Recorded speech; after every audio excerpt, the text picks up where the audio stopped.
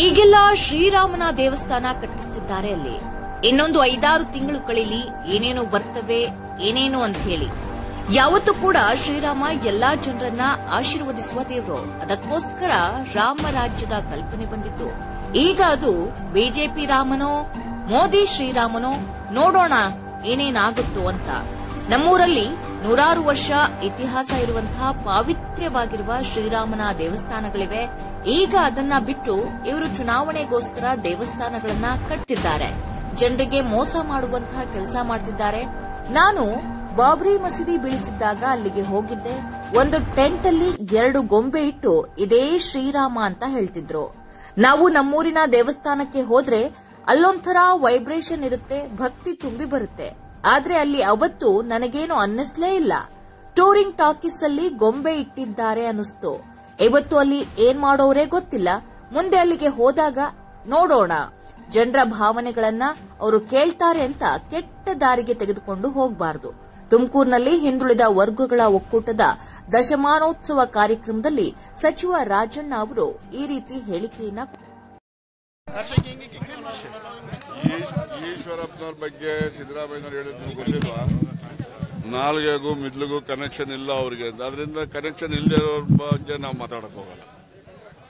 ನಾಲ್ಗೆಗೂ ಮಿದ್ಲಿಗೂ connection ಇಲ್ಲ ಈಶ್ವರಪ್ಪನವ್ರಿಗೆ ಅಂತ ನಾನು ಹೇಳಿದ್ದಲ್ಲ, ಸಿದ್ದರಾಮಯ್ಯನವ್ರು ಹೇಳಿದ್ರು. ನಮ್ಮ ಲೀಡರ್ ಹೇಳಿದ್ಮೇಲೆ ಸತ್ಯ ಅಂತ ನಂಬ್ಕೊಂಡಿದ್ದೀವಿ. ಅಂಥವ್ರ ಮಾತಿಗೆ ನಾವು ಪ್ರತಿಕ್ರಿಯೆ ಕೊಡೋದಿಲ್ಲ. ಅವರೇ ಮನುಷ್ಯನೇನ್ರಿ ಅನಂತಕುಮಾರ್ ಹೆಗಡೆ. ಬ್ರಾಹ್ಮಣರು ಅಂದ್ರೆ ಸಾಮಾನ್ಯವಾಗಿ ಸಾತ್ವಿಕರು, ಗೊತ್ತಾಯ್ತಾ, ಸಮಾಜವನ್ನ ಗೌರವಿಸ್ತಕ್ಕಂಥವ್ರು ಅಂತೇಳಿ ನಾವೆಲ್ಲ ನಂಬ್ಕೊಂಡಿದ್ದೀವಿ.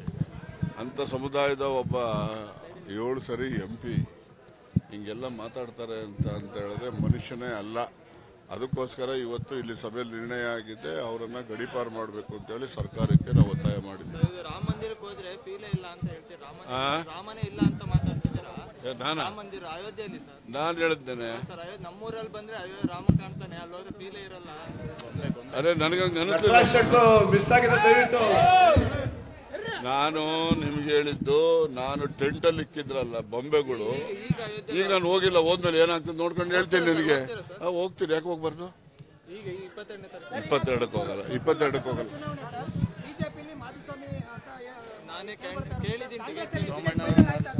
ನೀನ್ ಹೇಳಲ್ಲ, ನಿನಗೆ ಗೊತ್ತಿರ್ತಿದ್ದಲ್ಲಪ್ಪ. ಈಗ ಮಾಧುಸ್ವಾಮಿಗೆ ಏನಾದ್ರು ಸ್ಪೋಕ್ಸ್ ಪರ್ಸನ್ ಅಂದ್ರೆ ನಮ್ಮ ಇವ್ರೆ ಗಜೇಂದ್ರನೇ. ಅದಕ್ಕೆ ಅವ್ರು ಏನ್ ಹೇಳ್ತಾರೆ ನಾವು ಕೇಳ್ಕೊತೀವಿ.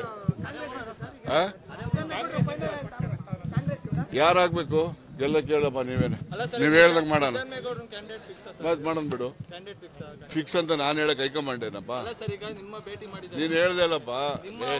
ಅವರು ಕೇಳೋ ಡಾಕ್ಟರ್ ಪರಮೇಶ್ವರ್ ಭೇಟಿ ಮಾಡವ್ರೆ, ಶಿವಕುಮಾರ್ ಭೇಟಿ ಮಾಡಿದ್ದಾರೆ, ನನ್ನನ್ನು ಭೇಟಿ ಮಾಡಿದ್ದಾರೆ, ಸಿದ್ದರಾಮಯ್ಯನವ್ರನ್ನು ಭೇಟಿ ಮಾಡಿದ್ದಾರೆ. ಯಾವುದು ಕಾಂಗ್ರೆಸ್ ಅಲ್ಲಿ ಹೈಕಮಾಂಡ್ ಅಲ್ಲಿ ಯಾರು ಟಿಕೆಟ್ ಕೊಡ್ತಾರೋ ಅವ್ರಿಗೆ. ಮುದ್ದನ್ಮೇಗೌಡ ನಮ್ಗೆಲ್ಲ ಅನ್ಯಾಯ ಮಾಡಿ ಹೊರಟೋದ್ರು ಬಿಜೆಪಿಗೆ, ಮಾತು ಕೇಳಲಿಲ್ಲ ಅಂತ ಹೇಳ್ತಿದ್ರಿ. ಈಗ ಮನೆಗೆ ಬಂದಾಗ ಅವ್ರಿಗೆ ಬೆಂಬಲ ಸೂಚಿಸೋದು. ನೋ ಕೇಳಿ, ಇವತ್ತು ಆ ಸ್ಟೇಟ್ಮೆಂಟ್ ಇದ್ದೇ ಇದೆ. ನಾನು ಡಾಕ್ಟರ್ ಪರಮೇಶ್ವರು, ಸಿದ್ದರಾಮಯ್ಯನವರು ಎಲ್ಲನೂ ಕೂಡ ನೀನು ಹೋಗ್ಬೇಡಪ್ಪ, ನಿನ್ ಜೊತೆ ನಾವಿದ್ದೀವಿ, ಎಂಥ ಸಂದರ್ಭದಲ್ಲೂ ನಾವೆಲ್ಲ ನಿನ್ನ ಜೊತೆನಲ್ಲಿ ಇರ್ತೇವೆ ಕಷ್ಟದಲ್ಲಿ ಅಂತ ಹೇಳಿದ್ರು. ನಮ್ಮ ಮಾತೆಲ್ಲ ತಿರಸ್ಕರಿಸಿ ಹೋದ್ರಲ್ಲ ಅಂತ ಬೇಸರ ಇರಬಹುದು. ರಾಜಕಾರಣದಲ್ಲಿ ಶಾಶ್ವತವಾಗಿ ಯಾರು ಸ್ನೇಹಿತರಿರೋದಿಲ್ಲ, ಯಾರು ಶತ್ರುಗಳು ಇರಲ್ಲಪ್ಪ. ಈಗ ನಾಳೆ ಮಾಧುಸ್ವಾಮಿ ಬಂದು ಕಾಂಗ್ರೆಸ್ ಪಾರ್ಟಿನಲ್ಲಿ ಕ್ಯಾಂಡಿಡೇಟ್ ಅಂತ ಅನೌನ್ಸ್ ಮಾಡಿದ್ರೆ ನಾವು ಮಾಧುಸ್ವಾಮಿ ಮಾಡಬೇಕೋ ಬೇಡ? ಹೇಳಕ್ಕಾಗಲ್ಲ, ಅವ್ರನ್ನ ಕೇಳು. ಎಲ್ಲಿ ಅವೆಲ್ಲ ನನಗೆ ಗೊತ್ತಿಲ್ಲದೆ ಇರೋ ವಿಚಾರ ಹೇಳ್ದಪ್ಪ. ನೋಡ್ರಿ, ಕಾಂಗ್ರೆಸ್ ಅಲ್ಲಿ ಹೈಕಮಾಂಡ್ ಅವ್ರು ತೀರ್ಮಾನ ಮಾಡ್ತಾರೆ. ನಿಮ್ಗೆಲ್ಲ ಗೊತ್ತಿರೋ ಕ್ಯಾಂಡಿಡೇಟ್ ಬರ್ತಾರೆ, ನಿಮಗೆ ಗೊತ್ತಿಲ್ದಿರೋರು ಯಾರು ಬರಲ್ಲ. ಕಾಂಗ್ರೆಸ್ ಗೆಲ್ಲುತ್ತೆ, ನಡೀರಿ. ಅನಿವಾರ್ಯ ಅಂತ ಅಲ್ಲಪ್ಪ. ಈಗ nobody is inevitable for any party as a matter of fact. ನನಗೆ ತುಮಕೂರಿಗೆ ಸಂಬಂಧ ನಂದು ಆಸತ್ ಕೇಳಿ ಹೇಳ್ತೀನಿ. ನೋಡಿ, ಇವನ ಅಭಿಪ್ರಾಯನ ನಮ್ಮ ಬಾಯಿಂದ ನಾವು ಕರ್ಸ್ಕೊತಾ ಇದೀವ. ಅವರೇ ಬರ್ತಾ ಇದಾರೆ, ನಿಮ್ಗೆ ಅಭ್ಯರ್ಥಿ ಕೊರತೆ ಇದೆ ಕಾಂಗ್ರೆಸ್ ಅಲ್ಲಿ ಅಂತ. ಯಾರು ಅಭ್ಯರ್ಥಿ? ನಾನೇ ನಿಲ್ತೀನಿ ಅಂತ ಹೇಳ್ತಾ ಇದ್ದೀನಿ, ನೀವು ಯಾರು ಕೇಳೋದೇ ಇಲ್ವಲ್ಲಪ್ಪ. ಕೇಳ್ತಾ ಇದ್ದೀರಿ ಅಂದ್ರೆ ನಮ್ದೇನು ತೋರ್ಸೋದೇ ಇಲ್ಲ ನೀವು. ಸರ್, ಈಗ 29ನೇ ತಾರೀಕು ಸಿದ್ದರಾಮಯ್ಯ ಅವರು ಬರ್ತಿದ್ದಾರೆ, ವಿಶೇಷವಾಗಿ ತುಮಕೂರಿಗೂ ಏನ್ ಬೇಡಿಕೆ ಇಡ್ತಾ ಇದ್ದಾರೆ? ಏನ್ ಬೇಡಿಕೆ ಅಂದ್ರೆ ಇನ್ನೂ ಈಗಾಗಲೇ ನಾವು ಜಿಲ್ಲಾ ಮಂತ್ರಿಗಳು ಒಂದು ಪೂರ್ವಭಾವಿ ಸಭೆ ಮಾಡಿದ್ದೇವೆ. ಪೂರ್ವಭಾವಿ ಸಭೆಯಲ್ಲಿ ಯಾವುದೆಲ್ಲ ಕಾರ್ಯಕ್ರಮಗಳನ್ನ ಉದ್ಘಾಟನೆ ಮಾಡಿಸಬೇಕು ಮತ್ತೆ ನಮ್ಮ ಜಿಲ್ಲೆಗೆ ಏನೆಲ್ಲ ಬೇಡಿಕೆಗಳಿರಬೇಕು ಅಂತೇಳಿ ಈಗಾಗಲೇ ಚರ್ಚೆ ನಡೆದಿದೆ. ಚರ್ಚೆ ಅದು ಅಪೂರ್ಣ ಆಗಿದೆ. ಪೂರ್ಣ ಆದ್ಮೇಲೆ ನಿಮ್ಗೆಲ್ಲ ಮಾಹಿತಿನೂ ಹಂಚ್ಕೊಳ್ತೀವಿ.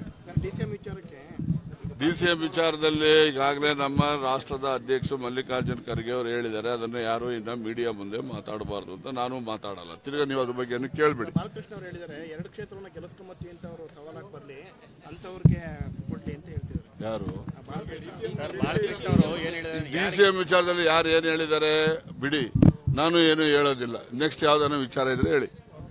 Okay, thank you.